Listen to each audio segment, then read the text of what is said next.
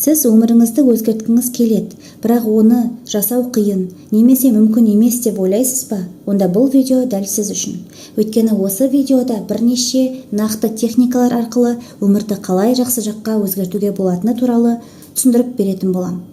Ең алдымен дұрыс назар қоя білу. Сіз бір нәрсені байқап көрдіңіз бе? Сіз қайда назарды аударасыз, сол нәрсе өміріңізде көбейе береді.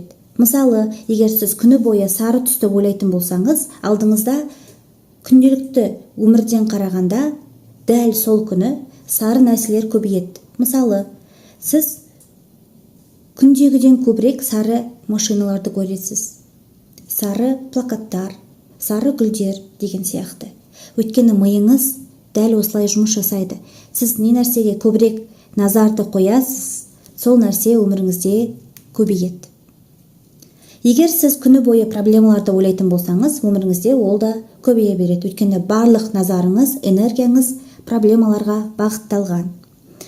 Сіз жақсы нәрселерді байқайтын болсаңыз, оларға назарыңызды аударатын болсаңыз, өмірде жақсы заттар көбейеді. Сізге практика күніне бірнеше рет өзіңізге сұрақ қойыңыз. Мен қазір қайда қарап тұрмын? Ойым қай жерде? Дәл осылай сұрақ қоюдың өзі жайлап оянуды білдіреді. Келесі, ниет қою.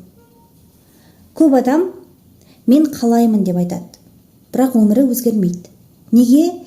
Себебі қалау ол әлсіз позиция. Сол үшін ниет маңызды. Мысалы, мен арықтағым келеді деудің орнына, мен бүгіннен бастап өзімді күтетін, өзіме қарайтын, жақсы тамақтанатын адаммын деп айтыңыз. Бұл шешім. Біріншісі арман болса, қалау болса, екіншісі шешім. Сізге практика сөзіңізді өзгертіңіз. Мен қалаймын деп айтпаңыз, мен қазірден бастап осындаймын деп шешім шығарып айтыңыз. Келесі, ішкі күй. Кейде сізде күш болады, кейде болмайды.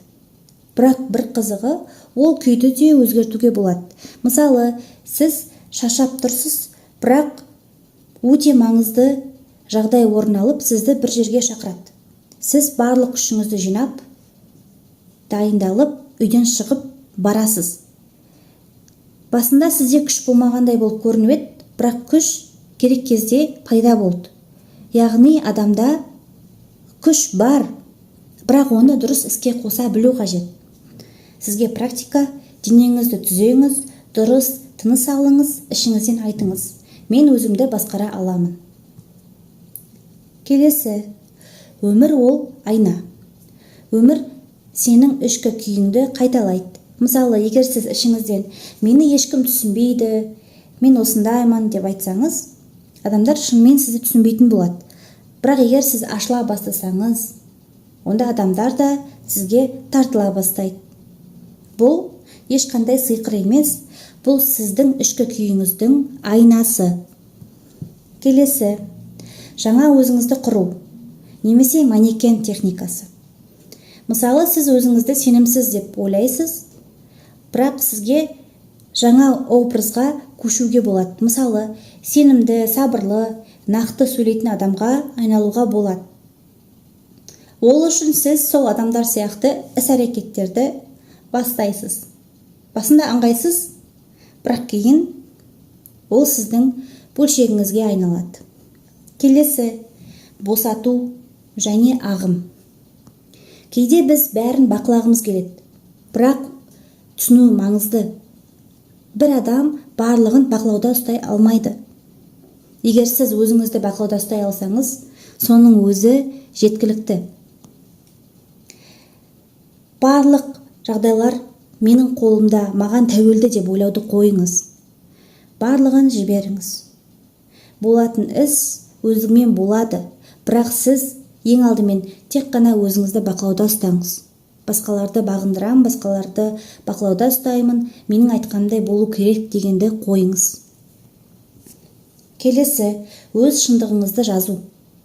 Ең маңызды идея осы. Сіз жай ғана өмір сүріп жатқан жоқсыз, сіз сценарий жазып жатсыз. Мысалы, мен тәртіпсізбін, мен ақшаны шашамын деп ойлайтын болсаңыз, онда солай өмір сүресіз. Ал егер де сіз өзіңізді жақсы жағынан қабылдайтын болсаңыз, әрекеттеріңіз де соған сай өзгереді, өміріңіз де өзгереді. Келесі, сіз өміріңізді түбегейлі өзгерту бір күнде, бір сағатта болатын іс деп ойламаңыз. Ми барлығын бір уақытта қабылдай алмайды. Сол үшін кішкентай қадамдармен, сигналдармен өзгеру керек. Мысалы, сіз бүгін бір пайдалы іс жасадыңыз, өзіңізге айтыңыз: мен өзгеріп жатырмын, мен бүгін осылай жасадым деп. Бұл өте қарапайым, бірақ күшті техника. Сіздің миыңызға, денеңіздегі, бойыңыздағы өзгерісті қабылдауға әсер беретін техника. Сізге қай бөлік жақын болды? Комментарийда бөлісіп кетіңіз. Техникалар пайдалы болды ма? Ойларыңызды асыға күтетін боламын.